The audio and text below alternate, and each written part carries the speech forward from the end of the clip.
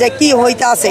ওর অবস্থা অনেক খারাপ, মুখটা শুকাইয়া গেলে এর দূর এরিছে, এর দূর অবস্থা ভালো না। ওর অবস্থা অনেক খারাপ। ওরা তোর আহে একটা রুমের মধ্যে, একটা রুমের, ওই রুমেতে আশেপাশে কোনো লোকের সাথে দেখা করতে দেয় না, আর ওখানে খাবার তো খাইতেই পারে না।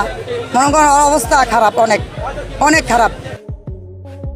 কারাগারের খাবার খেতে না পেরে দিন দিন শুকিয়ে যাচ্ছে টিকটকার প্রিন্স মামুন। না খেয়ে মারা যাবে মামুন বলেই অঝরে কাঁদছেন টিকটকার প্রিন্স মামুনের মা। টিকটকার মামুনকে কেন্দ্র করে বিতর্ক যেন কিছুতেই থামছে না।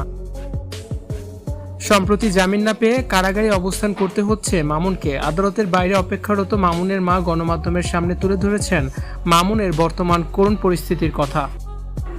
আদালত প্রাঙ্গণে অশ্রু ভেজা চোখে আকুতি জানিয়ে মামুনের মা বলেন, কারাগারের খাবার খেতে না পেরে মামুন মারাত্মকভাবে অসুস্থ ও শুকিয়ে কাঠ হয়ে গেছে। তিনি বলেন, কারাগারের খাবার সে একদমই খেতে পারছে না। এই কয়দিনে আমার ছেলে শুকিয়ে একেবারে শেষ হয়ে গেছে। অবস্থা খুবই খারাপ। ছেলে জেলে রেখে আমি কিভাবে বাড়ি ফিরে শান্তিতে থাকব। আইনি প্রক্রিয়ায় জামিনের আশা থাকলেও একের পর এক নতুন মামলায় আটকা পড়েছে প্রিন্স মামুন। মামুনের স্ত্রী মোহনা আরও 2টি নতুন মামলা দায়ের করেছেন।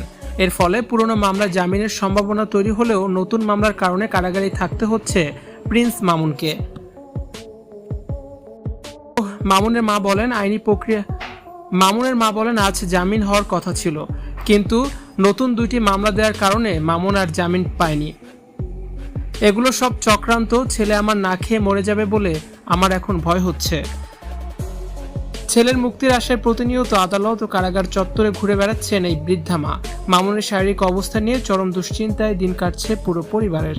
এখন আদালত ও বিচার ব্যবস্থার প্রতি ন্যায় বিচারের আশায় চেয়ে আছেন মামুনের পরিবার। ভিউয়ার্স, এ বিষয়ে আপনাদের মতামত জানিয়ে অবশ্যই কমেন্টস করে দিন। ভিডিওটি দেখার জন্য ধন্যবাদ।